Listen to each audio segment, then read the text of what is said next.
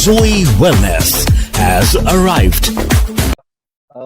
Market में जब हम लोगों से मिलने जाते हैं तो बहुत सारे मतलब डाउट्स हैं कुछ जो मुझे लोग बोलते हैं कि सर हम लोगों को प्रोडक्ट के बारे में बताते हैं बट हर कोई नहीं समझ पा रहा है, या हम तो सही बताते हैं लोगों को बात बट फिर भी अ, नहीं चीजें समझ आती। तो एक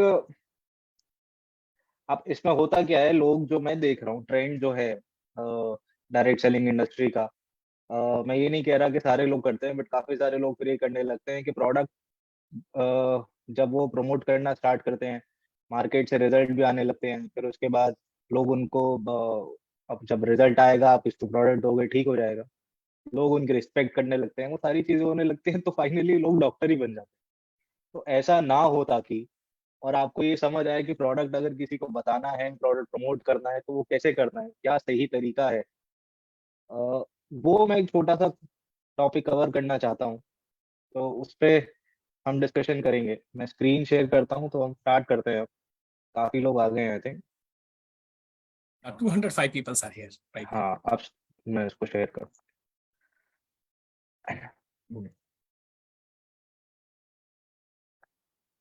दिख रहा है स्क्रीन प्रवीण जी?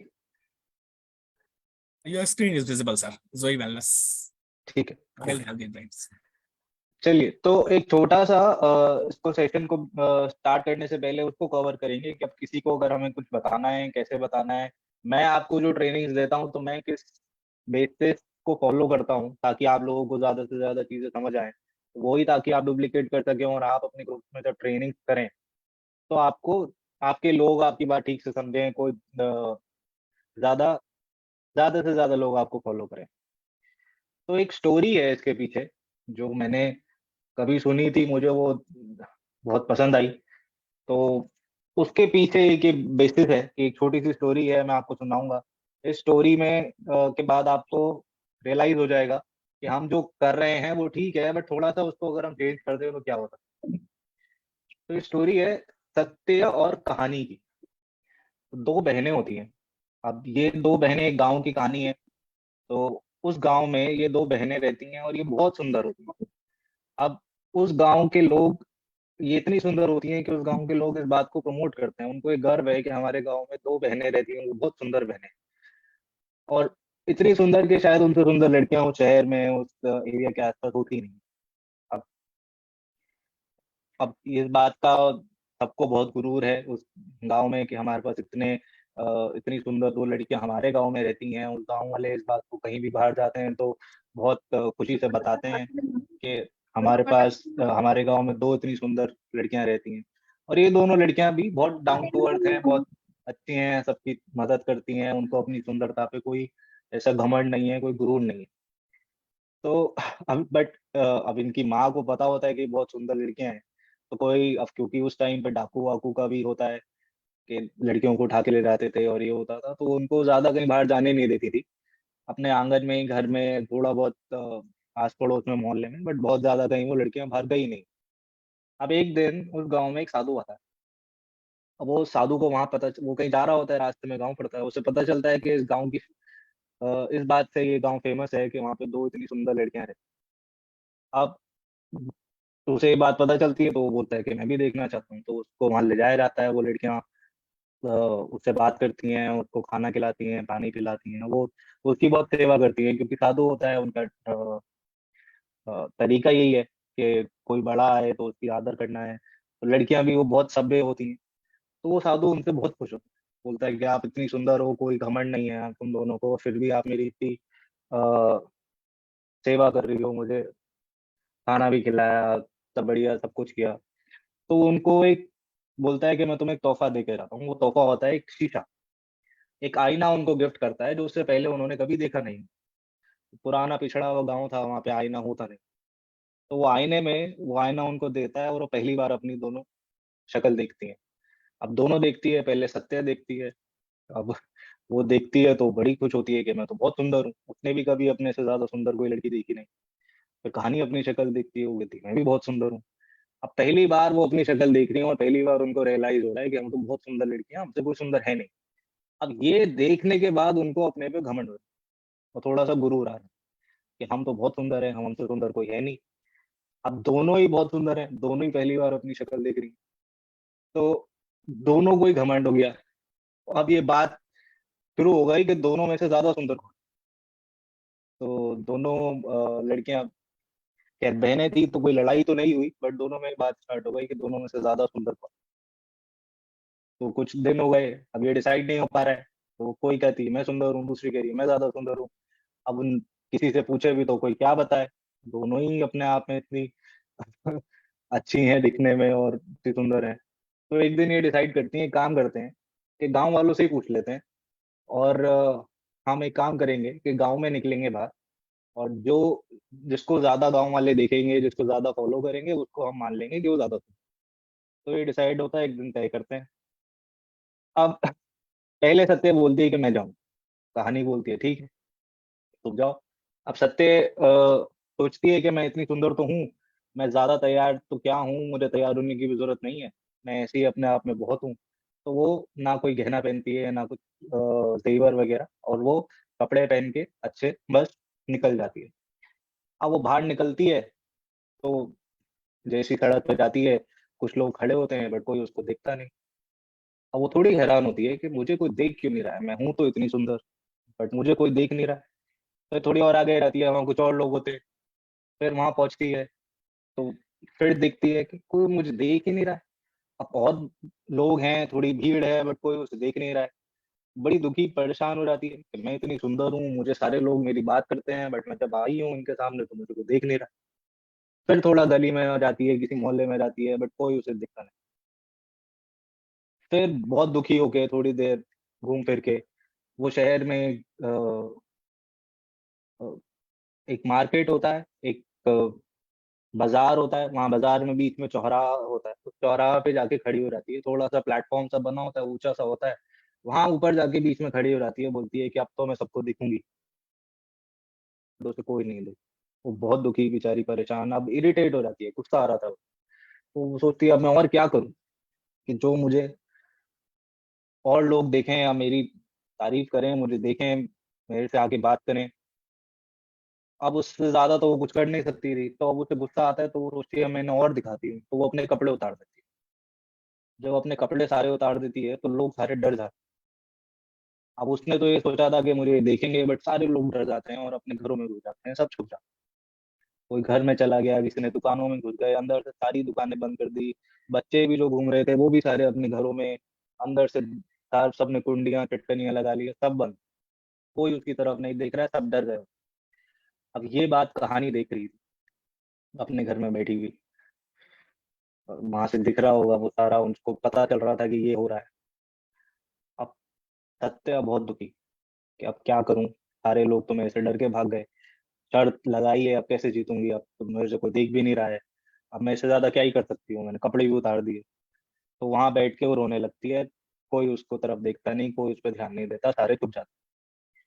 अब कहानी बोलती है चलो इसकी तो बारी हो गई, को तो किसी ने देखा नहीं, अब मैं बाहर निकलती। तो वो, अब उसने पूरा बढ़िया गहने पहने हुए हैं, सब कुछ है, पायल भी पहनी है। जैसे ही वो बाहर निकलती है और उसकी पायल की आवाज होती है, छन छन आवाज होने लगती है और घर खुलने लगते हैं लोगों के। तो एक एक करके लोग घरों से बाहर आते हैं और उसको देखने लगते हैं, उसको अप्रिशिएट करने लगते हैं, और उसके पीछे चलने लगते हैं और उसकी बहुत तारीफ कर रहे हैं, उसे ही देख रहे हैं, उसे अप्रिशिएट कर रहे हैं, उसके पीछे भी जहाँ भी जा रही है उसके साथ चल रहे हैं सारे लोग। धीरे धीरे वो हर गली से होते हुए जाती है, और धीरे धीरे पूरा शहर उसके साथ इकट्ठा हो जाता है उसके पीछे, और उसकी तारीफ करते हुए उसके साथ चलते रहते हैं। फाइनली वो उस बाजार में जाती है, चौराहे पे जहाँ वो बैठी होती है सत्य, और रो रही होती है। उसके पास जाती है, उसके कपड़े उठाती है, उसको देती है, बोलती है पहले कपड़े पहनो। तो कपड़े पहनती है। अब ये देखती है सत्य कि ये सारे लोग इसकी तारीफ कर रहे हैं, हम दोनों इतनी सुंदर हैं, बल्कि एक एक बराबर हैं, फिर भी ये सारे लोग इसको देख रहे हैं, मुझे कोई देख नहीं रहा। तो वो उससे पूछती है ये क्या चक्कर है, मुझे समझ नहीं है। कहानी बोलती है कि ऐसा है कि हो तो तुम मेरे से ज्यादा सुंदर, पर एक प्रॉब्लम है, और ये प्रॉब्लम तुम्हारी नहीं है, ये प्रॉब्लम इन लोगों की है। वो प्रॉब्लम ये है कि लोगों को ना सत्य दिखता नहीं है, उसे इग्नोर करते हैं। और नंगा सत्य, नंगा सच, उससे तो सब डरते हैं। तो नंगा सच तो किसी को नहीं, तो इसलिए जैसे ही पहले तो तुम्हें कोई देख नहीं रहा है, वो तो तुम सच, पर सच सब इग्नोर करते हैं, कोई नहीं देखते, और बिल्कुल ही नंगा हो जाओ, नंगा सच अगर किसी के सामने रख दिया जाए तो वो डर के भाग जाता है। कोई उस किसी में हिम्मत ही नहीं है इन लोगों में कि वो इस सच का सामना कर सके, इसलिए ये लोग तुमसे डर के भाग गए।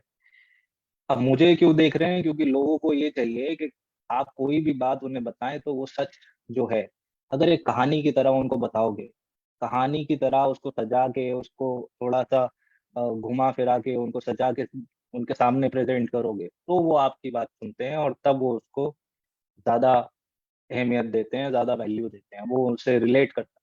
इसलिए लोग मुझे ज्यादा देख रहे हैं, तुम्हें नहीं देख रहे। तो अब ऐसा ही है। ये मॉरल ऑफ द स्टोरी है कि आप किसी को अगर फैक्ट्स बताते हो, डायरेक्टली उसके सामने रखते हो चीजें, तो वो शायद इतना उससे रिलेट नहीं कर पाता।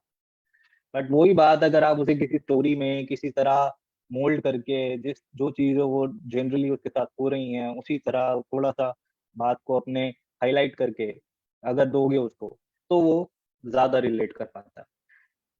तो अब इसको हम प्रोडक्ट से जब रिलेट करते हैं, तो जो भी मैं कोई प्रोडक्ट आपको कभी समझाता हूँ या कुछ कोशिश करता हूँ कि आप लोगों तक ज्यादा से ज्यादा और इजी आपको पहुंचे, कोशिश यही होती है कि मैं किसी तरह कोई स्टोरी या कोई कहानी या कहीं से कोई एक रेफरेंस ऐसा लेके आपको समझा सकूं। यही आपको भी करना है, यही सीखना है कि अगर हम किसी को प्रोडक्ट ट्रेनिंग कर रहे हैं या किसी क्लाइंट को प्रोडक्ट समझा रहे हैं या कुछ भी, क्योंकि जैसे ही आप फैक्ट सीधे सीधे, अब कोई आपसे पूछेगा कि आपके पास अब गिलोय के क्या बेनिफिट्स हैं, गिलोय ठीक है, हमें सबको पता है क्या बेनिफिट्स है, बट आपको ये, अब ये थोड़ा क्रिएटिव काम है, जो ये ज्यादा कर पाएगा वो ज्यादा प्रोडक्ट बेच पाएगा, वो ज्यादा लोग तक पहुंच पाएगा, जो नहीं कर पाएगा वो कम है।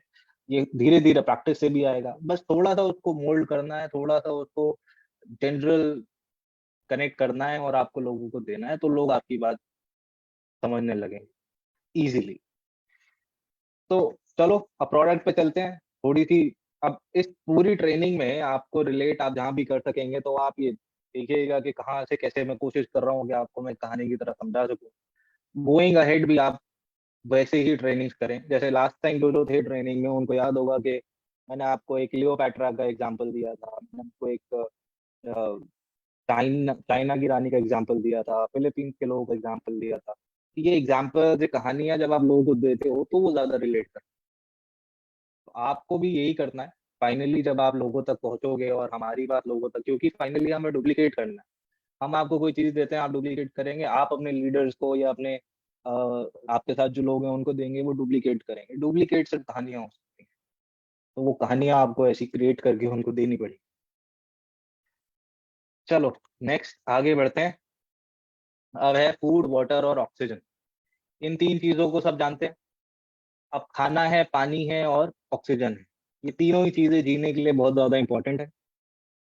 सबसे पहले आता है खाना। अगर आपको खाना ना मिले तो आप लगभग 25 दिन तक जिंदा रह सकते हैं, एवरेज। कुछ लोग ज्यादा भी रह पाएंगे, बट ऑन एन एवरेज ये एक रेशो। अब अगर आपको पानी ना मिले तो एवरेज आप 5 दिन तक जिंदा रह पाएंगे बिना पानी के, उससे ज्यादा आप नहीं रह। ये एक रेशो है जो जनरल, जो फिगर है। अगर आपको अब ऑक्सीजन ना मिले तो सिर्फ 6 मिनट मैक्सिमम, उससे ज्यादा नहीं। कुछ लोग तो 1-2 मिनट में ही, और उससे मैक्सिमम 6 मिनट, उससे ज्यादा आप जिंदा नहीं रह पाओगे। और 4 मिनट बाद तो परमानेंट ब्रेन डैमेज होने लगता है। ब्रेन डैमेज मतलब कि अगर 4 मिनट तक आपको ऑक्सीजन ना मिले और आप ना मरें, तो फिर भी आपके ब्रेन को इतना डैमेज हो जाएगा कि शायद आप नॉर्मल फंक्शन नहीं कर पाओगे। तो सबसे ज्यादा इंपॉर्टेंट हुआ ऑक्सीजन। अब ऑक्सीजन हम लेते कैसे हैं? ऑक्सीजन हम लेते हैं लंग्स से। तो one of the most important organs of the body हुआ लंग। अगर लंग्स ना हो तो आप सांस नहीं ले सकते। सांस नहीं लोगे तो 6 मिनट तक चल पाओगे, ज्यादा से ज्यादा, उससे ज्यादा नहीं। तो अगर हम ऑर्गन को ओवरऑल चेक करें कि कौन से ऑर्गन अगर कितनी देर तक काम ना करे तो हम कितना जिंदा रह सकते हैं, तो लीवर अगर कुछ दिन काम ना करे तो कुछ दिन तो आप चल जाएंगे। किडनी पे भी के बिना भी कुछ दिन चल जाएंगे, क्योंकि मतलब दोनों किडनी खराब हो जाए तो शायद हफ्ता भर ही चल पाओगे, बट एक किडनी के बिना आप काफी दिन तक रह सकते हैं। ऐसे ही ब्रेन और हार्ट सबसे ज्यादा इंपॉर्टेंट होते हैं, उसके बाद लंग्स इतने इंपॉर्टेंट हैं कि 6 मिनट मैक्सिमम। अगर आपके लंग्स खराब हो जाए और लंग्स काम ना करे तो मैक्सिमम 6 मिनट आप जिंदा रह सकते हो, उसके अलावा नहीं रह।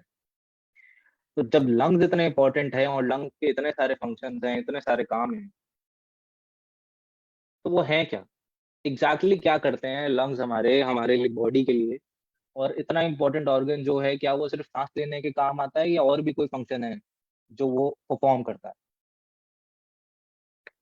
सबसे पहला फंक्शन है लंग्स का कि it warms the air to match your body temperature.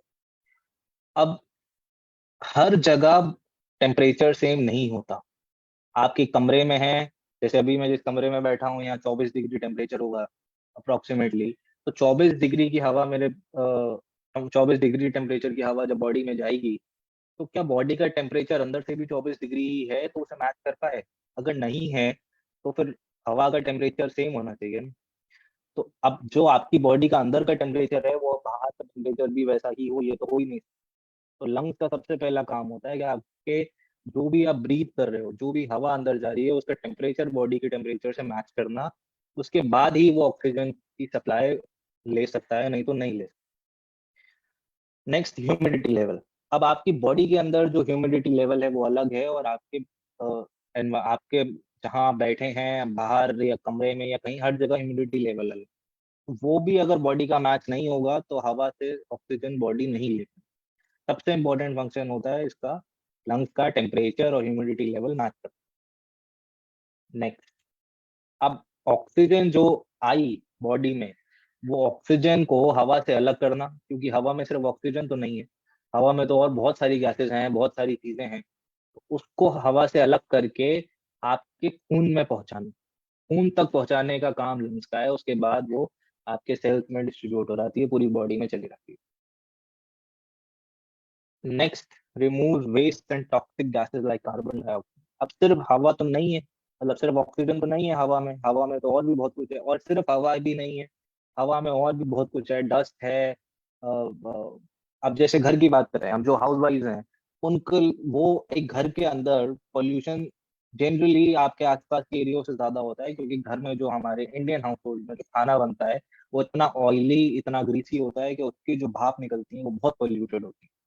Kitchen में आप देखिएगा जो आपके शेल्फ हैं या अदर अलमारियां हैं या कोई लकड़ी का कुछ है या डब्बे, उन पे तेल जम जाता है, अगर चिमनी नहीं लगी है घर में तो जब तेल जम जाता है तो आप सोचो कि हवा से ही वो तेल जम रहा है, तो वही वही जो हवा है वही आपकी बॉडी में जाती है, तो आपकी बॉडी में कहाँ कहाँ जमता होगा कुछ। तो लंग्स का वो सबसे इम्पोर्टेंट काम है कि जो भी अंदर गया है उसको फिल्टर करना। कुछ आपके ऐसे, चाहे उस हवा के साथ आपके तेल अंदर जाए या धूल अंदर जाए या कोई और पोल्यूटेड पार्टिकल्स अंदर जाए, उनको अलग करके सिर्फ ऑक्सीजन को अलग करना और वेस्ट जो है उसको बाहर निकालना। तो फिल्टर करना, आप जो भी अंदर सांस ले रहे हैं उसको, वो लंग्स का इम्पोर्टेंट। कभी आप देखते होंगे कि आप कहीं खड़े हैं रोड पे और एक गाड़ी गई जिसका धुआं निकला बहुत काला, और आप धुआं अंदर आपकी बॉडी के चला गया। अब अगर लंग्स ना हो तो वो धुआं आपकी बॉडी में जाके जहर बना देगा और आप कुछ ही दिन में खत्म हो जाएंगे। लंग्स का काम है कि उसको फिल्टर आउट करें। तो सिर्फ सांस लेने के काम नहीं आता ये सारी चीजें में भी इफेक्टिव है। और सबसे लास्ट तो नहीं, मतलब one of the most important function ये भी है कि आप जो बात करते हो, बात भी अगर आपके फेफड़े ठीक नहीं है, फंक्शन ठीक से नहीं कर रहे, तो बात करना भी मुश्किल हो जाएगा। क्योंकि हवा निकलती है जब हम बात करते हैं और हवा हमारे लंग्स में होती है। स्मेल, जो आप स्मेल करते हैं, स्मेल की सेंसेशन भी लंग्स तक जाती है, तब वो फिर आगे प्रोसेस होती है बॉडी में। नहीं तो सेंसेशन स्मेल की नहीं पता चलेगी। स्मेल और बात करने का भी लंग्स से डायरेक्ट रिलेशन है। अगर लंग्स आपके इनफेक्टिव हैं, अनहेल्दी हैं, तो आप ठीक से बात भी नहीं कर पाएंगे, खुशबू ठीक से नहीं होगी। अब लंग्स की जनरल कॉमन प्रॉब्लम्स क्या हैं करंटली इंडिया में? पहली है pneumonia, TB, pulmonary oedema, lung cancer. ये पल्मोनरी एडिमा आप लोगों को शायद कॉमनली नहीं सुना होगा, बट निमोनिया, टीबी और कैंसर लंग्स का ये बहुत कॉमन। अब ये हो क्यों रहा है, क्या वजह है, ये हम सबको पता है, इसमें को बहुत ज्यादा बताने की जरूरत नहीं है। ये सबको पता है कि पोल्यूशन इतना ज्यादा है कि आप पोल्यूशन से बच ही नहीं सकते। एक बारी को आप पानी के पोल्यूशन से शायद बच सको, खाने का जो पोल्यूशन है उससे शायद बच सको, बट हवा के पोल्यूशन से तो इम्पॉसिबल है, बच ही नहीं सकते। हवा कैसे आप फिल्टर आउट करोगे? हवा को नहीं कर सकते। चाहे आप कितने भी एयर प्योरीफायर यूज करें या कुछ भी करें, फिर भी कुछ ना कुछ पोल्यूशन बॉडी में जाएगा। एयर प्योरीफायर यूज करने से थोड़ा कम हो जाएगा, बट फिर भी जाएगा। जैसे ही घर से बाहर निकलेंगे, वहां तो कोई एयर प्योरीफायर नहीं है। आप कितनी फैक्ट्री का धुआं निकलता है, कितनी गाड़ियों का धुआं निकलता है, कितना और पता नहीं क्या-क्या है हवा में, जो शायद किसी को भी नहीं पता होगा। इतनी सारी चीज़ें, हर एक किसी पे टेस्टिंग भी नहीं हुई है, जो बॉडी में जाता है। उसकी वजह से इतने प्रॉब्लम्स हैं, तो जब इससे बच ही नहीं सकते, मतलब ये हो ही नहीं सकता कि आप लंग की प्रॉब्लम्स को कम कर सकें, पॉल्यूशन से बच सकें।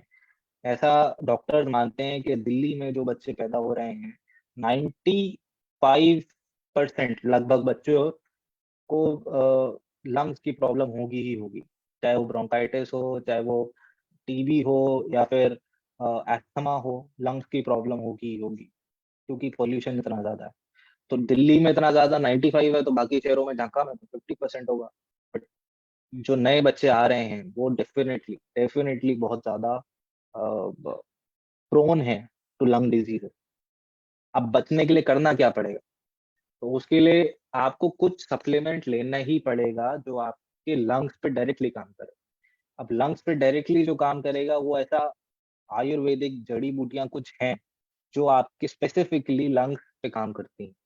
जो लंग्स पे काम करती हैं, वो हमने जड़ी-बूटियाँ लेके ये प्रोडक्ट बनवा व्हिच इज़ लंग्स केयर। अब लंग्स केयर जो है, ये किन-किन चीज़ों पे इफेक्टिव है? पहले तो रेस्पिरेटरी प्रॉब्लम्स आ रही ही। इन्फेक्शन अगर कोई बॉडी में गया है, तो उसको ये ठीक करता है। And relief from cough and cold. किसी भी तरह का खाँसी हो रहा है या जुकाम है, तो जो भी कफ सिरप ले रहे हैं, उसके साथ अगर ये ले लें, तो ये बहुत इफेक्टिव है। आप जुकाम की कोई दवाई वैसे है ही नहीं, एलोपैथ में तो कोई दवाई नहीं है, बट कुछ जड़ी-बूटियाँ कुछ ऐसी हैं, जो वायरसेस पे डायरेक्टली काम करती हैं और वो उसको म्यूटेट होने से रोकती हैं। इसलिए जुकाम अगर आप लंग्स केयर ले रहे हैं जुकाम में, तो ये बहुत इफेक्टिव है। अगर जुकाम आपका 1 हफ्ते में ठीक होना है, तो 2 दिन में ठीक हो जाएगा। बाकी बेनिफिट्स क्या हैं? एंटी एलर्जिक है, आपको किसी चीज़ से, धूल से लोगों को एलर्जी होती है या और किसी चीज़ से, तो ये एलर्जी नहीं होने देता। एंटी इन्फ्लेमेटरी है, इन्फ्लेमेटरी डिसीज़ेज़ लंग्स के बहुत कॉमन हैं। जो भी सूजन थोड़ी-सी लंग्स में आ जाती है, उसकी वजह से जो प्रॉब्लम्स होती हैं, ये होने नहीं देता। आपकी चेस्ट में अगर कंजेशन है, कभी-कभी लगता है ना चेस्ट में भारीपन है, खिंचाव है, तनाव है, जुकाम और खाँसी की वजह से या जनरली भी, तो ये उसको ट्रीट करता है। आपको अगर बलगम की प्रॉब्लम हो गई है, कब क्योंकि बलगम का इतना बड़ा इश्यू होता है कि कभी-कभी बहुत ज़्यादा भी हो जाता है, वो ठीक भी नहीं होता। गर्म पानी ही उसका सॉल्यूशन है। एलोपैथ में तो कोई दवाई नहीं है, डॉक्टर बोलता है गरम गरम पानी पियो। ये अगर लेते हैं तो आपके बलगम पे डायरेक्टली काम करता है, वो बलगम को ठीक करता है। और थ्रोट में अगर इरिटेशन है या गले में खराश है और वो ठीक नहीं हो रही है, लंबे समय तक है रह रही है, आप अगर ये वाला प्रोडक्ट लेते हैं तो वो ये खराश को ठीक करता है, होने नहीं देता। तो ये लंग्स केयर है। अब इसके इंग्रीडिएंट्स की अगर मैं बात करूँ, तो इसमें है तो काफ़ी सारी चीज़ें जो आयुर्वेदिक एक फॉर्मुलेशन है। मकोय, यष्टि मधु, अडूसा, बाला, शिक्षा, कुलंजन, तुलसी, पीपल, कलौंजी, सौंठ, कचरी, ये कुछ चीज़ें हैं जो आयुर्वेद की किताबों में स्पेसिफिकली ये बोला गया है कि ये आपके रेस्पिरेटरी प्रॉब्लम्स पे काम करते हैं। वो ही हमने लेके एक फॉर्मुलेशन मिक्स करके बनाई है लंग्स केयर, फिर हमने आपको ये दिया है। जो इसको यूज़ कर रहे हैं, उन्होंने डेफ़िनेटली रिज़ल्ट चेक किया होगा। इनफैक्ट अगर साँस फूलने की प्रॉब्लम है और आप ये रेगुलरली ले रहे हैं, तो आपको साँस फूलने की प्रॉब्लम नहीं होती। जैसे बुढ़ापे में कुछ लोगों को हो जाता है कि वो थोड़ी-सी भी सीढ़ियाँ भी चढ़ते हैं, तो उनकी साँस बहुत फूलने लगती है। तो अगर साँस फूलने का किसी बुज़ुर्ग इंसान को है, तो उसको ये देंगे, तो वो भी काफ़ी हद तक कंट्रोल। अब नेक्स्ट, ऐसा बहुत बार होता है हमारे साथ, जैसी ये फ़ोटो है, अगर आप लोगों को दिख रही है ठीक से तो। ऐसे पड़े होते हैं, कुछ टॉवल सर पे लगाया होता है और टेम्परेचर चेक कर रहे हो। Fever, most common disease of India. सबसे ज़्यादा कॉमन डिज़ीज़ अगर कुछ है तो फीवर है। कुछ लोग तो छुट्टी मारने के बहाने के लिए बोल देते हैं कि हमें फीवर है, बट जनरली भी कुछ लोगों को बहुत सीवियर हो जाता है और कुछ लोगों को रेगुलरली होता रहता है। अब कुछ कॉमन फीवर होते हैं जो इंडिया में ज़्यादातर लोगों को होते हैं। पहला होता है इंटरमिटेंट फीवर। इंटरमिटेंट फीवर का मतलब है कि सुबह दिन में तो आपका बॉडी का टेम्परेचर ठीक रहता है, बट रात को बढ़ जाता है। अब ये रात, जैसे-जैसे रात होती है, तो आपका टेम्परेचर बढ़ने लगता है और फिर रात को बुखार रहता है, फिर सुबह उठते हैं तो ठीक लगता है, फिर रात को ये जब इशू होता है तो पैरासिटिक या बैक्टीरियल इन्फेक्शन, तो बैक्टीरिया अगर बॉडी में कुछ चला गया है, पैरासाइट चला गया है, तो फिर वो इंटरमिटेंट फीवर है। ऐसा अगर लगने लगे, समझ लीजिएगा कि कुछ ना कुछ बैक्टीरिया बॉडी में है। बहुत ज़्यादा इफ़ेक्टिव नहीं है वो बैक्टीरिया, मतलब बहुत ज़्यादा हार्म नहीं कर रहा है, इसलिए बॉडी को रात को ही फीवर आता है, बॉडी रात को उसको कंट्रोल करती है और फिर दिन में ठीक हो जाती है। बट इसके लिए कुछ मेडिकेशन फिर लेनी पड़ेगी। नेक्स्ट सडन फीवर, एक सडन अटैक आता है, एकदम से बुखार आ जाता है और बिल्कुल थकान हो जाती है। इसका एग्जाम्पल है डेंगू फीवर, चिकनगुनिया में भी ऐसे ही होता है, चिकनगुनिया, डेंगू, सडन फीवर कहा जाते हैं।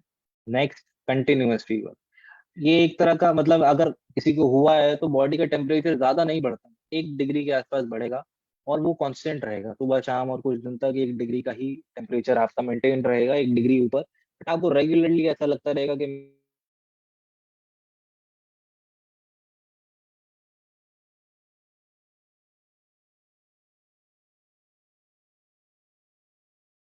रहता है या कुछ भी कर लें, तो बहुत कॉमन है लेडीज के साथ। तो उनको अगर ऐसा फील हो रहा है तो उनको कोई यूटीआई है तो फीवर को पहले ट्रीट करना है और यूटीआई को साथ साथ ट्रीट करना है। और टाइफाइड अगर अ, ऐसा है तो टाइफाइड का भी ये एक सिम्टम है, बहुत कॉमन। ऐसा किसी को हो रहा है कि फीवर लग तो रहा है बट लग नहीं रहा है, जो ऐसा होता है ना कि हमें लग रहा है कि फीवर है बट उतना नहीं है कि काम नहीं किया जा रहा, वो एक टाइफाइड का भी सिम्टम हो सकता है। तो ये 3 बहुत कॉमन फीवर है। अब जब ये फीवर्स होते हैं तो होता क्या है बॉडी में? टेम्परेचर बढ़ता है। तो बॉडी का टेम्परेचर बढ़ता क्यों है? कभी इस बात पे ध्यान दिया है कि जब बुखार हुआ तो बॉडी का टेम्परेचर बढ़ा? तो हम ऐसा मानते हैं कि बुखार टेम्परेचर बढ़ना मतलब बुरी बात, बट ऐसा है नहीं। एक्चुअली बॉडी करती क्या है, बॉडी के जो ब्लड वेसल्स हैं आपकी स्किन में, वो उसको बंद करने लगती है। जो नसें हैं जिसमें से खून पास हो रहा है, तो उनको वो कॉन्ट्रैक्ट कर देती है, बंद करने लगती है। वो इसलिए बंद करती है ताकि बॉडी की हीट जो है वो बाहर ना जाए। जनरली बॉडी की हीट बाहर जाती है तो बॉडी का उसको कहते हैं, बॉडी टेम्परेचर मेंटेन कैसे करेगी? वो ऐसे ही करेगी कि बॉडी की हीट आपके जो होल्स हैं, पोर्स हैं, आपकी ब्लड वेसल्स हैं, उसमें से बाहर जाएगी। इसलिए जब पसीना आता है, पसीने का मतलब है कि आप कुछ ऐसा काम कर रहे हैं, फिजिकल एक्टिविटी जिसमें हीट बहुत जनरेट हो रही है, तो इसलिए फिर पसीना आता है ताकि बॉडी का टेम्परेचर कूल रहे। बॉडी की जब पानी आएगा बॉडी के ऊपर तो मेंटेन रहेगा, कूल रहेगा, बहुत ज्यादा हीट अप नहीं हो जाए। इसलिए आपने कभी आपने अगर कुत्तों को देखा है तो कुत्ते सांस बहुत तेज तेज लेते हैं। वो इसलिए लेते हैं क्योंकि उनकी बॉडी में ये वाले वेसल्स नहीं होते, वो बॉडी का टेम्परेचर सिर्फ अपने मुंह से ही मेंटेन करते हैं, तो वो सांस के थ्रू अपना टेम्परेचर मेंटेन करते हैं, इसलिए उनकी सांस इतनी तेज तेज लेते हैं। एनीवे, तो जब बुखार होता है तो बॉडी ये ब्लड वेसल्स को कंस्ट्रिक्ट करती है, कम कर देती है, कॉन्ट्रैक्ट कर देती है और हीट बाहर नहीं जाती। तो जब हीट बाहर नहीं जाएगी तो आपको एक तो ठंड लगेगी बहुत ज्यादा, और आपकी इसलिए कपकपी छूटती है जब बुखार होता है। बहुत ठंड लगेगी और बॉडी का टेम्परेचर बढ़ने लगेगा अंदर से। बॉडी का टेम्परेचर इसलिए बढ़ता है क्योंकि जो बॉडी में बैक्टीरिया, वायरस या कोई भी पैरासाइट है, कोई भी इंफेक्शन है, तो वो बैक्टीरिया, वायरस जो है वो टेम्परेचर बढ़ने से खत्म हो जाता है, क्योंकि वो एक बॉडी के नॉर्मल टेम्परेचर में एंटर किया। अब जब बॉडी अपना टेम्परेचर बढ़ाएगी तो फिर वो उसको डिस्ट्रॉय कर देगी, वो उसको खत्म कर देगी। तो मोस्टली बिना दवाई खाए भी चीजें ठीक हो जाती हैं, बट उसमें टाइम लगता है बॉडी को उसको बंद उनका जो नेचुरल डिफेंस मैकेनिज्म है बॉडी का, कि बैक्टीरिया को टेम्परेचर बढ़ा के मारने में जनरली टाइम लगता है। तो हम क्या करते हैं ऐसे में, हम कोई ना कोई दवाई खाते हैं और बॉडी का जो डिफेंस, नेचुरल डिफेंस मैकेनिज्म है, हम उसी को खत्म कर देते हैं। तो हमें टेम्परेचर कम करना है तो हम सोचते हैं दवाई खा लेते हैं, टेम्परेचर कम होगा तो हमारा फीवर ठीक हो जाएगा, और जो अंदर बैक्टीरिया है वो उसका कोई नहीं, वो रहे अंदर, उससे हमें क्या मतलब है? हमें अपना टेम्परेचर ठीक करना है ताकि हमें ठीक फील हो। तो ये बहुत गलत प्रैक्टिस। बॉडी का नेचुरल डिफेंस मैकेनिज्म को आप डिस्ट्रॉय करते हो, आप अपना टेम्परेचर ठीक कर लेते हो, बट वो जो बैक्टीरिया, वो जो वायरस है, वो अंदर एज इट इज रहता है और वो आगे चल के फिर दोबारा परेशान करने लगता है। इसीलिए जो ज़्यादा दवाइयाँ खाने लगते हैं, उनको ज़्यादा बीमारियाँ होने लगती हैं, वो ज़्यादा बीमार होने लगते हैं। आप ये ट्राई करना, अगर बुखार हुआ, आपने दवाई खाई और बार बार ऐसा कर रहे हो तो आपको बुखार भी ज्यादा होने लगेगा। तो अब करना क्या है, क्योंकि एलोपैथिक दवाइयां तो आपको अंदर के पैरासाइट्स को खत्म नहीं कर रही, सिर्फ टेम्परेचर ठीक कर रही हैं। और कॉमन दवाइयां जो हैं वो पैरासीटामोल, एडविल, वोल्ट्रेन, डोलो, पैनाडोल, सिट्रा, ये कुछ कॉमन दवाइयां हैं जो सबको इनके नाम पता होंगे। कुछ भी होता है तो पैरासीटामोल खा लो या डोलो खा लो, ये दोनों ज्यादा कॉमन है, या एडविल खा लो। अब इससे मतलब ये बिल्कुल नहीं करना चाहिए। इससे बॉडी आपका नेचुरल मैकेनिज्म जो है बॉडी का, वो उसे खत्म कर रहे हो, और थोड़ा धीरे धीरे करके आपका मतलब नेचुरल डिफेंस सिस्टम खत्म हो जाएगा। तो आप कुछ बहुत ज्यादा मतलब फाइनली ये होगा कि कोई भी बैक्टीरिया आएगा तो एकदम आपकी बॉडी खराब होने लगेगी, एकदम फीवर आ जाएगा, एकदम कुछ ना कुछ होने लगेगा। अब करना क्या है? साइड इफेक्ट्स भी बहुत हैं इन दवाइयों के। Stomach pain, indigestion, nausea, vomiting, लो बीपी, डिजीनेस, डायरिया।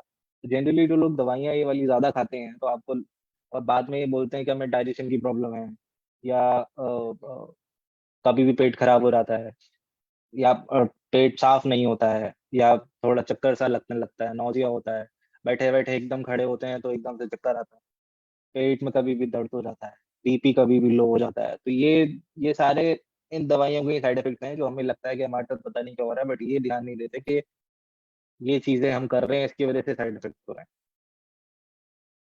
अब सोल्यूशन क्या है? सोल्यूशन है फीवर केयर।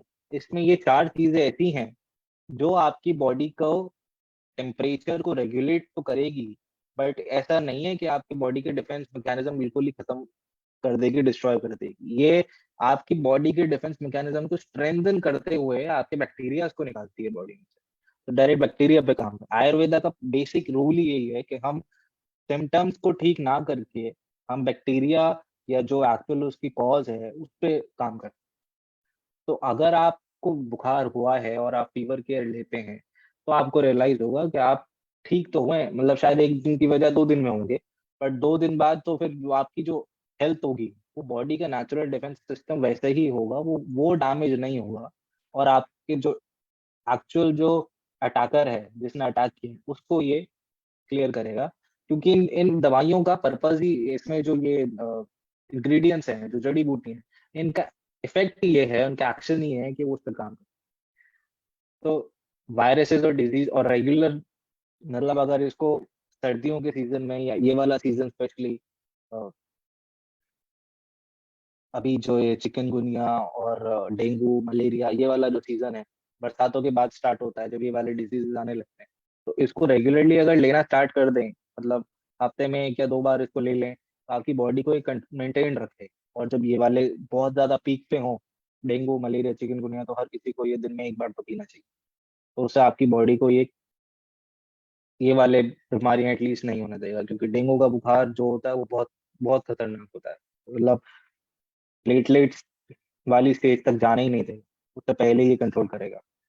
बाकी तो एंटीऑक्सीडेंट तो है ही। एंड कम्युनिकेटिव डिजीजेस और भी कोई हैं, अगर ऐसा कोई डिजीज के किसी को हुआ है और जो आपको भी हो सकता है, तो उसमें बहुत ज्यादा इफेक्ट है। तो किसी भी एलोपैथिक मेडिसिन से तो बहुत ज्यादा अच्छा है। इंस्टेंट हो सकता है कि आपको ये 1 घंटे में बुखार ठीक ना करे, बट एक दिन अगर लगाएगा तो एटलीस्ट उसमें ये होगा कि बॉडी को या आपकी लॉन्ग रन में कोई हार्म नहीं कर रहा है, बट आपको ओवरऑल ये बॉडी को बैक्टीरिया को निकाल रहा है या वायरस को निकाल रहा है, वो उस पे काम करके उसको निकाल रहा है। तो किसी को आप देते हैं और वो बोलता है कि यार मेरे मुझे अभी एकदम ठीक होना है, एकदम ठीक होना है, तो दोस्त बाद में खराब हो जाओगे, तो उसको तो ये नहीं दे सकते। बट हाँ, 1 दिन, 1 डेढ़ दिन में फीवर को ये कंट्रोल कर देगा। अब जैसे मैंने आपको बताया था कि हम स्टोरी के ऊपर बात करेंगे कि हम स्टोरी के फॉर्म में कैसे कोई चीज देख सकते हैं, तो ये एक छोटा सा उसका एग्जाम्पल है। तो प्रोडक्ट से मैं थोड़ा सा बाहर जाके एक छोटी सी चीज पे जो हम जनरली डिस्कस करते हैं, ड्रीम, कि हम इस इंडस्ट्री में, इस बिजनेस में, इसमें हैं क्यों? वो हम इसलिए हैं क्योंकि कुछ हमारे चीजें हैं जो हम करना चाहते हैं, और वो हमें ये पता है कि वो नौकरी करके या जनरली जो छोटे मोटे कुछ काम करके वो तो नहीं। उससे आपको सिर्फ पेट भरने के लिए खाना मिलेगा, और बेसिक सिर्फ होने के लिए एक बेसिक कोई घर मिल सकता है। उससे आपके जो बहुत बड़े ड्रीम्स हैं या कुछ है वो पूरे नहीं, तो अब उसके लिए क्या करना है? अब सबके कोई ना कोई सपने हैं, सब कुछ ना कुछ करना चाहते हैं।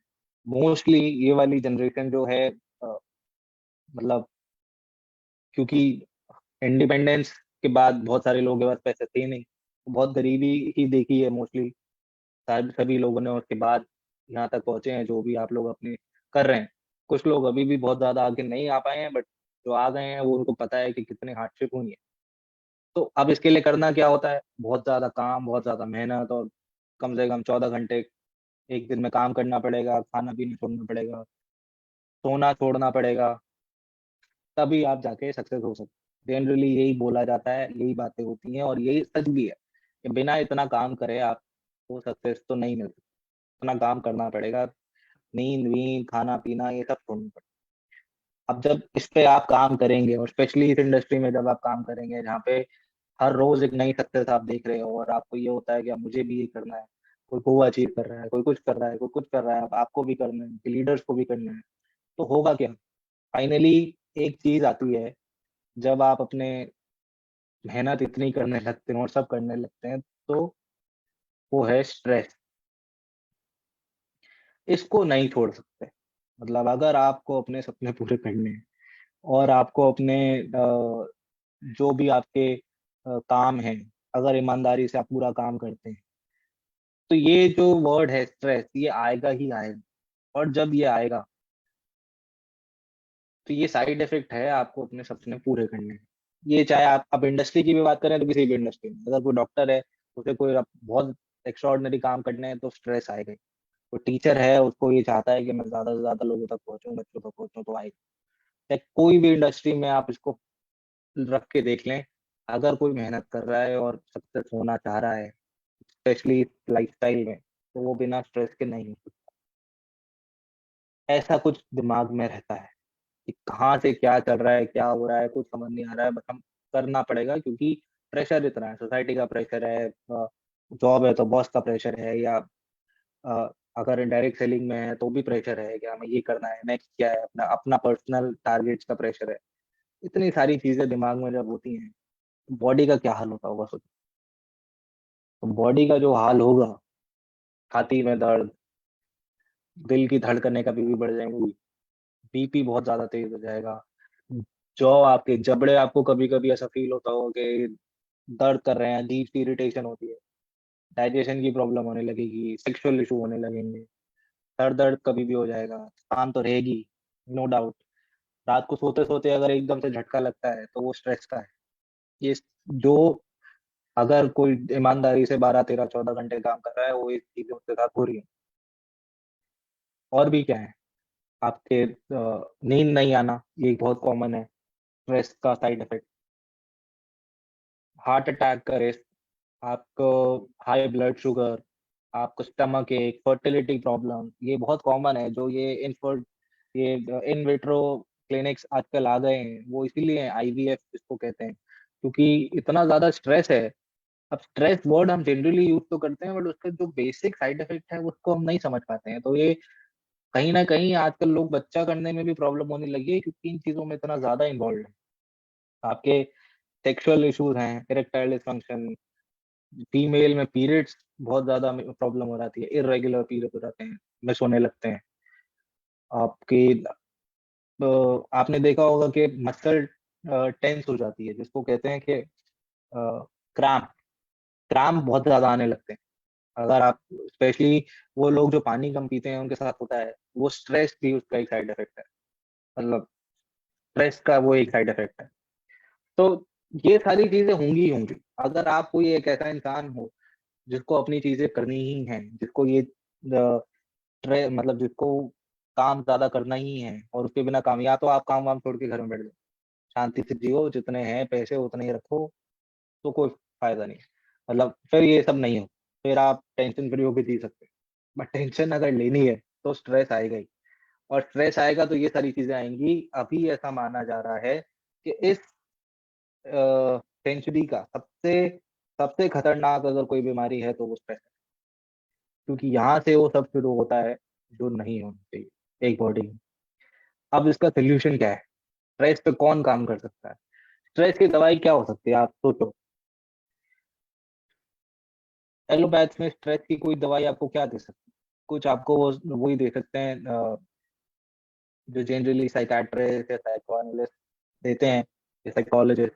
कुछ दवाइयाँ दे देते हैं, वो दवाइयाँ आपको बस बीपी की होती हैं जनरली, वो ब्लड प्रेशर कम कर देती हैं, तो हमें लगता है कि हमें थोड़ा ब्लड फ्लो रिलैक्स लगता है, तो लगता है हाँ टेंशन थोड़ी कम हो गई, चलो अच्छा है। बट वो उसके यूज़ टू हो जाते हैं, आदत हो जाती है, फिर उसके बिना उनका काम नहीं चलता। उसके बिना नींद नहीं आती, ज़्यादा से ज़्यादा नींद की दवाइयाँ दे देते हैं। बट वो आपके एक्चुअल प्रॉब्लम पे काम नहीं कर रहे हैं। वो सिर्फ़ आपके जो सिम्पटम्स हैं उनको ठीक कर देते हैं, और वो भी उन लोगों के जो वहाँ तक पहुँचते हैं। बहुत सारे लोग तो साइकियाट्रिस्ट या इनके पास जाते ही नहीं हैं, क्योंकि उनके पास जाना ऐसा लगता है कि हम पागल हैं। तो लोग ये बोलने लगेंगे कि हम पागल हो गए हैं, इसलिए जाते ही नहीं। खुद से ही डील करते रहते हैं, और फिर ये सारी बीमारियाँ लेके आते हैं। फिर डायबिटीज़ हो जाती है, फिर थोड़े दिन में बीपी तो हो ही जाता है, कोलेस्ट्रॉल का इश्यू हो जाता है, हार्ट अटैक कभी भी हो जाता है, फिर किडनी में इश्यू हो जाता है, फिर फैटी लीवर हो जाता है, ये जो कॉमन बीमारी है। अब इसका एक बहुत बेसिक आयुर्वेद में सॉल्यूशन सिर्फ ये है, अश्वगंधा। अश्वगंधा एक ऐसी ऐसी जड़ी-बूटी है, जो अभी बहुत फेमस भी हो गई है पिछले दिनों कोविड में, बट ये बहुत पहले से आयुर्वेद में स्ट्रेस के लिए यूज़ होती आई है। इसकी प्रॉपर्टीज़ जो हैं, है तो इसकी बहुत सारी प्रॉपर्टीज़, बहुत सारी चीज़ें करती है। बट बहुत बेसिक, मतलब एक जड़ी-बूटी जो सीधा-सीधा आपके स्ट्रेस पे काम करती है, वो ये है। अगर कोई पूछे कि स्ट्रेस का क्या सॉल्यूशन है, तो वो ये है। तब स्ट्रेस को ये ठीक करती है, तो ये सारी चीज़ें जो यहाँ लिखी हैं, blood sugar, inflammation, brain function, heart related problems, ये ऑटोमैटिकली ही ठीक होने लगती हैं। अब इसके फर्दर क्या इफ़ेक्ट्स हैं? सबसे पहले तो बीपी पे काम करेगा। जैसे ही आपका स्ट्रेस पे ये डायरेक्टली काम करने लगेगा, तो आपको बीपी कम होता दिखेगा। फिर अगर एक स्ट्रेस का एक बहुत बड़ा इश्यू होता है फैट वेट गेन। तो लोग एक्सरसाइज भी करते हैं और खाने पे भी कंट्रोल करते हैं, बट फिर भी फैट लॉस नहीं हो, बहुत सारे लोगों के साथ इश्यू है। तो अगर आप अश्वगंधा ले रहे हैं और आप रेगुलर एक्सरसाइज कर रहे हैं, तो फिर आपको रियलाइज़ होगा कि आपका जो फैट है, या जो स्टोर्ड फैट है बॉडी का, वो धीरे-धीरे, धीरे-धीरे कम होना स्टार्ट होता है, क्योंकि ये आपके ओवरऑल चीज़ों पे, मतलब मेंटली ये आपको स्टेबल करता है, काम करता है, तो वो आपका बॉडी हर फंक्शन अपने हर पार्ट पे काम करने लगता है, और हर पार्ट को बेटर करने में हेल्प करता है। इसीलिए जब आप एक्सरसाइज़ेज़ कर रहे हैं और अश्वगंधा ले रहे हैं, तो फैट जल्दी रिड्यूस होगा। मसल स्ट्रेंथ, जो लोग जिम जाते हैं और उसके लिए उनको सप्लीमेंट्स चाहिए, तो अश्वगंधा अगर आप उनको देंगे, तो ये मसल स्ट्रेंथ को बहुत ज़्यादा, मतलब शायद जनरल मसल, अगर आप रेगुलर 1 महीना आप एक्सरसाइज कर रहे हैं और नेक्स्ट मंथ भी कर रहे हैं अश्वगंधा के साथ, 10 गुना का फ़र्क दिखेगा। इतना ज़्यादा इफेक्टिव होता है ये मसल स्ट्रेंथ। एक ये बहुत कॉमन क्वेश्चन है जो लोग मेरे से पूछते हैं, बट मैं उसका कोई जवाब होता नहीं है। क्या ही उसका जवाब हो सकता है, ज़्यादातर तो नहीं होता है। क्योंकि फीमेल का जो इश्यू होता है सेक्सुअल वाला, उसको कैसे, क्योंकि बहुत सारा ना सेक्सुअल प्रॉब्लम जो है मेल्स की जगह फीमेल्स में भी होती है। तो अश्वगंधा एक ऐसी दवाई है, ऐसी जड़ी-बूटी है जो सेक्सुअल फंक्शन फीमेल का इम्प्रूव करने में हेल्प करती है। आदमियों में, मेन में ये टेस्टोस्टेरोन बूस्ट करती है। टेस्टोस्टेरोन से आपका एक तो सेक्सुअल बेनिफिट होता है, सेक्सुअल एक्टिविटीज़ में फ़र्क पड़ता है, प्लस आपके स्टैमिना पे भी बहुत फ़र्क पड़ता है जनरली। और शार्पनेस अभी बहुत कॉमन है कि ये, मतलब 30 के बाद तो ये बहुत कॉमन बीमारी है कि आपको चीज़ें याद नहीं रहती। आप किसी से मिलते हैं, उसका नाम पूछते हैं और 1 सेकंड बाद शायद उसका नाम फिर भूल जाते हैं। फिर दोबारा पूछना पड़ता है। आपको याद नहीं रहता कि इसका नाम क्या है, इसने बताया। तो ये बहुत कॉमन बीमारी है, और जनरली आप पूरे दिन में अगर 10 लोगों से बात करी, तो आप 9 लोगों की बात भूल जाते हो। ये सबके साथ होता है, मेरे साथ भी होता है कि आप हर एक चीज़ आजकल हमें याद नहीं रह पाती। वो इसलिए नहीं रह पाती क्योंकि इतना ज़्यादा चीज़ें हैं कि आप हर एक चीज़ पे फ़ोकस नहीं कर पाते। इसलिए आपकी फ़ोकस और मेमोरी बढ़ाने में अश्वगंधा बहुत ज़्यादा इफ़ेक्टिव है। अब अश्वगंधा के और बहुत सारे बेनिफिट्स हैं, ये बहुत सारी चीज़ों पे काम करता है, बट बेसिक बेनिफिट्स ये हैं कि ये आपके इन चीज़ों को ठीक करता है। अब स्ट्रेस तो होगा ही होगा, तो स्ट्रेस के लिए हर किसी को जो भी ये देख रहा है या जहाँ तक भी आप इस बात को पहुँचा सकते हैं, सबको अश्वगंधा लेना है एवरीडे। बिना अश्वगंधा के काम नहीं चलेगा, स्पेशली जिस इंडस्ट्री में हम हैं, जिसमें हमें इतनी ज़्यादा चीज़ें करनी है, इतनी मेहनत लगती है, तो स्ट्रेस आएगा ही आएगा, उसका कोई सॉल्यूशन नहीं है। उसके लिए अश्वगंधा चाहिए ताकि बॉडी कोलैप्स ना कर जाए। अब ये एक कोशिश थी कि हम कहाँ से मैं आपको एक स्टोरी में के थ्रू इसको समझाने की कोशिश कर रहा हूँ। यही फाइनली आपको भी करना है लोगों के साथ, कि कोई भी प्रोडक्ट आप लेते हैं, अब उसको कोई भी हो सकता है। अब उसकी कैसे आप स्टोरी बनाएँगे ये आपकी क्रिएटिविटी है। आगे से मेरे तो चीज़ें आप कॉपी कर ही सकते हैं, अगर आपको वो यूज़ करनी है। आगे से कोई भी और होगा तो मैं ज़्यादा से ज़्यादा स्टोरीज़ के साथ ही आप लोगों को ये सिखाऊँगा, क्योंकि स्टोरीज़ ही डुप्लीकेट होंगी, ऐसा अब हमें समझ आया है। हमने इस पे भी काम किया है कि हम जो ट्रेनिंग्स आपको देते हैं, वो सेम ट्रेनिंग्स आगे नहीं पहुँच पाती हैं। एक चीज़ आपको फैक्ट बता दी, तो वो फैक्ट एज़ इट इज़ आगे अगर आप बताओगे किसी को, तो पहले तो सिंपल फैक्ट समझ नहीं आता, मतलब समझ आता है, उस पे कोई अमल नहीं करता, उसे इग्नोर कर देते हैं। सत्य को सब इग्नोर करते हैं, स्टोरी को सब एक्सेप्ट करते हैं। तो चाहे वो आप अपना बिज़नेस प्लान हो, चाहे प्रोडक्ट्स हों या कुछ भी हो, थोड़ा-सा कुछ ना कुछ क्रिएटिव होना पड़ेगा, थोड़ी स्टोरीज़ के थ्रू समझाना पड़ेगा, तब ज़्यादा लोग आपसे रिलेट कर पाएँगे। अब ये तो थी ये 3 प्रोडक्ट्स की बात। एक एक इश्यू आया है पिछले दिनों मेरे सामने, मतलब पहले भी आया था बट दोबारा हम इसको एड्रेस करते हैं कि टूथपेस्ट जो है, उसकी जो ट्यूब है, उसके पीछे एक काला निशान लगा है। अब कुछ बेवकूफ़ इंस्टाग्राम और यूट्यूब पे लोग होते हैं, जो ऐसी वीडियोज़ बना के डाल देते हैं कि ट्यूब के पीछे ये निशान है, तो इसका ये मतलब है इससे बिल्कुल बेवकूफ़ लोग होते हैं। उनको ज़ीरो नॉलेज होती है, कुछ पता नहीं होता कि एक्चुअली क्या मैन्युफैक्चरिंग प्रोसेस है, क्या होता है, क्या स्टैंडर्ड फॉलो होते हैं, ये निशान क्यों हैं, उनको नहीं पता होता, वो सब बकवास होता है। इसके पीछे एक टाइम्स ऑफ इंडिया का आर्टिकल भी था, वो मैंने शेयर किया था, सारे ग्रुप्स में भी भेजा था, अगर आप लोगों को मिला हो तो। नहीं तो आप गूगल पे भी सर्च करेंगे तो आपको मिल जाएगा, the truth behind the mark on toothpaste tube. तो टाइम्स ऑफ इंडिया का एक आर्टिकल आएगा सबसे ऊपर। तो ये होता क्या है मैं समझाता हूँ कि जो काला निशान है या नीला निशान है या जनरली काला ही मिलेगा आपको, बट और भी कलर के हो सकते हैं। ट्यूब जहाँ बनती है, उस फैक्ट्री में उस पे वो निशान लगाया जाता है, क्योंकि उसकी जो मशीन होती है, जिस मशीन पे वो चलती है, वो मशीन उस निशान को रीड करती है और उसके बाद उसकी कटिंग होती है। तो इसका टूथपेस्ट के अंदर क्या इंग्रीडिएंट है, उससे कोई रिलेशन नहीं। और ये निशान हटाया जा सकता है, तो उसके लिए एक बहुत लंबा और बहुत अलग प्रोसेस है, बट जनरली तो ये हो ही नहीं सकता। कोई भी टूथपेस्ट कंपनी आप जनरली देखोगे तो कोई ना कोई निशान मिलेगा। टूथपेस्ट भी नहीं, किसी भी ट्यूब पे मिलेगा, क्योंकि उसके पीछे वो मशीन का कनेक्शन है, उसका इंग्रीडिएंट से कोई कनेक्शन नहीं है। मशीन रीड ही उस निशान को करेगी और तब उसको कट करेगी, नहीं तो क्योंकि ट्यूब जब बनती है तो पूरी लंबी ट्यूब होती है, फिर वो कट होती है। अब वो कट होके फिर उसके बाद ये फिलिंग मशीन पे जाती है, उसमें मटेरियल जाता है, फिर दोबारा कट होती है, फिर सील होती है। तो ये पूरा प्रोसेस होता है मशीन का और ट्यूब का। तो निशान पीछे जो है ट्यूब के, उसका कोई रिलेशन नहीं है इंग्रीडिएंट से, कि उसमें केमिकल है, उसमें क्या है, ये है। उसमें हमारे टूथपेस्ट में सिर्फ नेचुरल इंग्रीडिएंट्स है और कुछ नहीं। नेचुरल इंग्रीडिएंट्स हैं और उसपे जो इंग्रीडिएंट्स हैं वो लिखे हैं और उनके सबके नेचुरल इफेक्ट्स हैं। कोई उसमें हमने हार्मफुल केमिकल्स यूज़ नहीं किए। तो अगर कोई आपसे पूछे नेटवर्क में भी या कोई आपसे ऐसे सवाल पूछे तो ये ही उसका जवाब है। ज़्यादा अगर कोई और फैक्ट्स चाहिए तो आप टाइम्स ऑफ इंडिया का आर्टिकल है, उसे मैंने भेजा भी था, गूगल पे आप सर्च भी कर सकते हैं, वो आप आगे भेज दीजिएगा। तो आज के हमारे ये 3 प्रोडक्ट्स थे। अश्वगंधा अश्वगंधा स्ट्रेस पे काम करेगा। हर इंसान को ये चाहिए, क्योंकि हर इंसान को स्ट्रेस है। जो बोलता है मुझे स्ट्रेस नहीं है, उनसे ये चीज़ें पूछ लेना। अगर ये चीज़ें उनकी बॉडी में नहीं हो रही हो तो उन्हें अश्वगंधा मत देना। बट 99.9% लोगों को ये हो रहा होगा, कन्फर्म। दूसरा हमने प्रोडक्ट आज लिया था फीवर केयर। अभी बहुत कॉमन ये वाला वो है, अब जो टाइम आएगा, क्योंकि इसमें डेंगू भी आएगा, मलेरिया भी आएगा, चिकनगुनिया भी आएगा, ये सारी बीमारियाँ इस सीज़न में आती हैं, बरसातों से लेके सर्दियों तक, और ये बहुत फैलता है, डेंगू तो स्पेशली।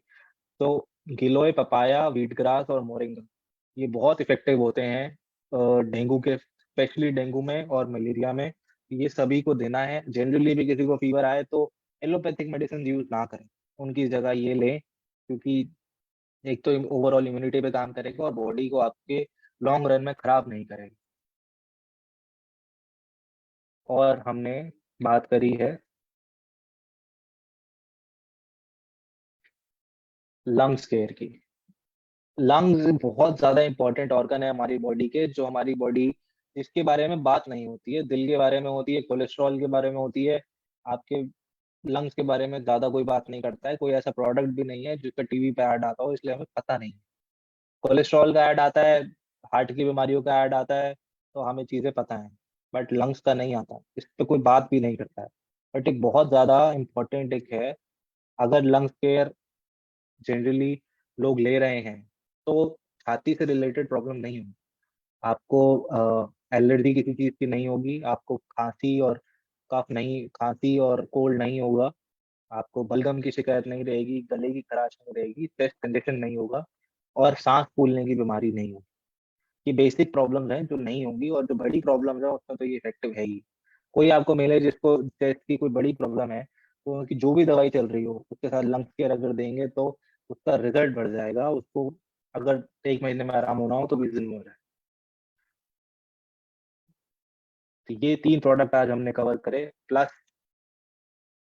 आपको प्रमोट कैसे करने हैं प्रोडक्ट, वो भी मैंने बताया। उस पर अगर आप काम कर सकें, आप क्रिएटिव इतना हो सकें कि आप स्टोरीज के साथ लोगों को बताएं, तो ज्यादा से ज्यादा लोगों तक आप पहुंच पाओ, ज्यादा उनको चीजें समझा पाओ। तो प्लस ये जो टूथपेस्ट वाली बात थी, ये प्लीज ध्यान रखिएगा, कोई ऐसा क्वेश्चन आता है तो उसको घबराना नहीं है कि हमारे टूथपेस्ट में केमिकल है, ऐसा कुछ नहीं है। कि उसको ये वाले फैक्ट बताना है कि केमिकल नहीं होता है। वो जो निशान होता है वो हमारे मशीन, टूथपेस्ट की वो हमारी मशीन भी नहीं है, ट्यूब जहाँ पे बनती है उस वाली मशीन का वो मैकेनिज्म है कि वो उस निशान के बिना वो उसे रीड नहीं करेगा, इसलिए वो निशान आता ही आता है। That's it for today, thank you so much. Praveen ji अगर आप हैं तो प्लीज टेक इट अहेड, कुछ अगर क्वेश्चन हो या कुछ हो तो हम ले सकते हैं आज।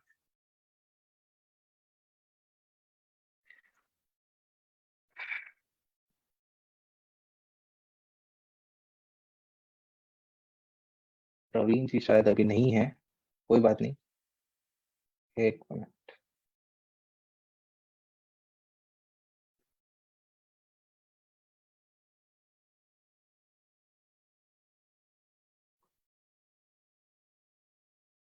जमील जी अगर आप if you can take it ahead please, thank you. आप अनम्यूट कर सकते हैं, या ग्रेसी मैम कोई आप में से प्लीज इसको आगे ले जा सकते हैं तो थैंक यू।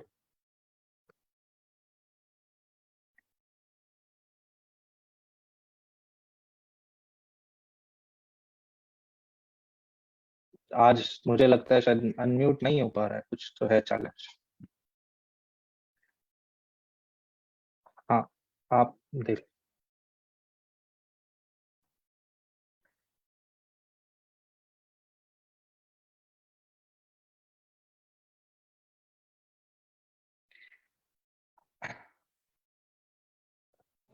नेक्स्ट ट्रेनिंग में आपको कुछ अगर स्पेशली कोई प्रोडक्ट्स आप चाहते हैं हम कवर करें तो वो प्लीज आपके लीडर्स को या हमें बता दीजिएगा, हम उस पे कोशिश करेंगे कि नेक्स्ट टाइम वो वाले प्रोडक्ट्स को हम ले सकें। डियर कैंडिडेट्स, अगर आप लोगों के छोटे से अगर शॉर्ट कुछ क्वेश्चंस है, बहुत शॉर्ट, बहुत ज्यादा टाइम को मैं अदीप जी का लेना thank you very much sir. बहुत शॉर्ट क्वेश्चंस है तो आप अदीप जी से एक बार पूछ सकते हैं। आप लोग अनम्यूट कर सकते हैं बट 1 by 1 सर, ताकि क्राउड बढ़े। हेलो हाँ सर, नमस्कार। मेरा क्वेश्चन है सर, मेरा खुद का जी सर, पर्सनल बता। को लेकर के। ये सर लंग्स केयर अवेलेबल नहीं है सबसे पहली, जबकि मुझे खुद चाहिए था सर, क्योंकि अवेलेबल है मेरे सर, कौन कह रहा नहीं है? लंग्स बिल्कुल, केयर आप अभी available sir, nowadays we people have a lungs care का बहुत बड़ा लॉट हमारे पास है, यू कैन ऑर्डर। ऑनलाइन तो नहीं कर रहा है, तो मैं क्या करूं बताइए सर। नहीं sir, it is available online right now, आप जाइए वेबसाइट पे चेक कर लीजिए sir, it is available right available है जी। नमस्कार सर। दूसरी बार सर अपना लाउड स्पीकर है, थोड़ा सर अपने को हाई करना पड़ेगा सर, आवाज नहीं पहुंच पा रही है। अच्छा ठीक है सर, नेक्स्ट इस पे और देखते हैं नेक्स्ट टाइम। गुड आफ्टरनून जी सर। जी ये छोटे बच्चे के लिए फीवर का कितना डोज देना चाहिए सर? लीवर केयर जी सर, दो 10 साल से कम के बच्चों को नहीं देना, 10 साल से कम के बच्चों को नहीं देना, 2 साल का बच्चा है सर, नहीं देना है सर, नहीं देना, 10 साल से कम के बच्चों को नहीं देना, फीवर का देना नहीं है? नहीं देना है, 10 साल से कम के बच्चों को नहीं देना है कोई product। जी सर। सर ये जो अश्वगंधा है ये पार्किंसन के बीमारी में दे सकते हैं क्या? कौन सी बीमारी में? पार्किंसंस। पार्किंसन का कोई इलाज नहीं है, बट हाँ आप अश्वगंधा और साथ में मनस्वी देंगे तो फायदा तो होगा, बट कोई खास इलाज है नहीं पार्किंसन का। Okay sir, sir thank you sir. Hyperthyroid के लिए क्या है अपने पास ऑप्शन? हाइपरथायरॉइड के लिए थायराइड के लिए सर तुलसी और ओलियो साथ में दीजिए तो वो काफी इफेक्टिव है, साथ में आप हमारा गार्लिक दे सकते हैं। एक्सक्यूज मी सर, ज्योति छोटे रंजन बच्चों बोल के रहा हूँ। लिए ब्लड प्यूरिफाई देना है। ब्लड प्यूरिफायर हाँ, छोटे बच्चों को, जैसे 4 नहीं साल सर, 5 साल के बच्चे। 10 साल से कम के उम्र में नहीं देना है कोई भी product. Hello, excuse me sir, मैं ज्योति रंजन होता बोल रहा हूँ सर, उड़ीसा से। जी सर बताएं। लो ब्लड प्रेशर के साथ, लो ब्लड प्रेशर वाले को अश्वगंधा के साथ और क्या क्या दे सकते हैं सर? लो ब्लड प्रेशर वाले को तो आप अश्वगंधा ही दे सकते हैं और ओलियो दे सकते हैं, बट लो ब्लड प्रेशर का जनरली कोई प्रोडक्ट होता नहीं है। लो ब्लड प्रेशर का कोई प्रोडक्ट नहीं होता है। Low blood pressure multivitamin add कर सकते हैं सर? लो ब्लड प्रेशर में प्रोडक्ट जनरली देते नहीं है, होता ही नहीं है। आप मतलब उसको रेगुलेट करने के लिए अश्वगंधा दे सकते हैं, बट हमारा ब्लड प्रेशर वाला मत दीजिए। बीपी क्योर जो है हमारा, जो बीपी केयर है वो नहीं देना है ब्लड प्रेशर में। वो हाइपरटेंशन के लिए सर। हाँ, बट लो बीपी में तो आपको बस रेगुलेट करने के लिए ओलियो और अश्वगंधा दे दीजिए, बट वैसे उनको बोलिए कि वो नमक वाला ज्यादा ठीक हो जाएगा। सर मेरे पास एक क्लाइंट है जी। हेलो जी, वो उनको ना किडनी दोनों भी खराब हुई है, अभी हाल ही पता चला, लड़की है वो, तो उसको क्या अपन सजेस्ट कर सकते हैं? मैम अब तो वो फिर डायलिसिस वाली स्टेज है, डायलिसिस में तो कोई बहुत ज्यादा आप कर नहीं पाएंगी, दोनों ही किडनी खराब क्योंकि सर एकदम से अभी पता चला, यानी उसकी अभी शादी हुई और 7 महीने ही हुए और प्रेगनेंसी के बाद करके अभी बाहर डाले, तो वो कंडीशन में पता चला कि उसकी जल्दी किडनी खराब होगी। मैम उसमें आप बहुत ज्यादा कुछ कर नहीं पाओगे, मतलब उसको ठीक नहीं कर सकते। ये एक्सट्रीम केस है, एक्सट्रीम केसेस में हम उनको रिकवर नहीं कर सकते, बट सपोर्ट के लिए आप उनको किडनी केयर दे सकते हो, बट उनका डायलिसिस तो चलेगा ही चलेगा, उसके अलावा कोई उसके पहले देना था।